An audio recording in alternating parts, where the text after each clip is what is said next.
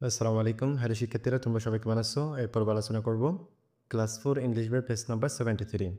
Page number 73 এর বাকি অংশ। এখানে বিটা আছে দেখো, ask and answer. The questions about the holiday plans. Ask মানে জিজ্ঞাসা করো, অ্যান্ড মানে এবং আনসার মানে উত্তর দাও। দ্য কোয়েশ্চনস প্রশ্নগুলো। Ask and answer the questions. প্রশ্নগুলো জিজ্ঞাসা করুন এবং উত্তর দিন।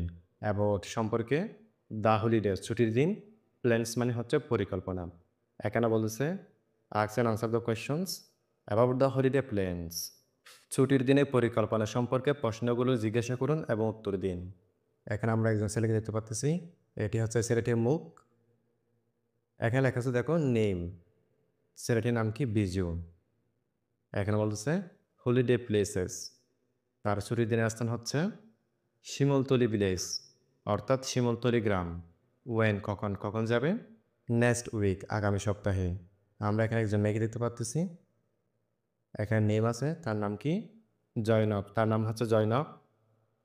হলিডে প্লেসেস ছুটির দিন, ছুটির স্থান ফুলবাড়ি ভিলেজ, ছুটির স্থানের নাম কি? ফুলবাড়ি ভিলেজ অর্থাৎ ফুলবাড়ি গ্রাম। ওয়েন কখন যাবে?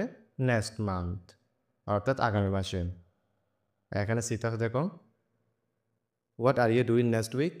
হোয়াট মানে কি, আর মানে হয়, ইউ মানে তুমি, ডুইং মানে করা, নেক্সট উইক মানে হচ্ছে আগামী সপ্তাহে। What are you doing next week, আগামী সপ্তাহে তুমি কি করছো? Write two sentences about your plans. Write মানে লিখো, টু মানে দুইটি, সেন্টেন্সেস মানে বাক্যগুলো, অ্যাবাউট মানে সম্পর্ক, ইউর মানে তোমার, প্ল্যানস মানে পরিকল্পনা। Right two sentences about your plans, তোমার পরিকল্পনা সম্পর্কে দুইটি বাক্য লিখুন। আমরা এখানে এক নম্বর লিখতে পারি, next week I am going to visit my uncle's family. আগামী সপ্তাহে আমি আমার চাচার বাড়িতে বেড়াতে যাচ্ছি। 2 নম্বর আমরা লিখতে পারি, next week I am going to buy some story books. আগামী সপ্তাহে আমি কিছু গল্পের বই কিনতে যাচ্ছি। তাহলে শিক্ষার্থীরা তোমরা এগুলো ভালোভাবে দেখে নিবা।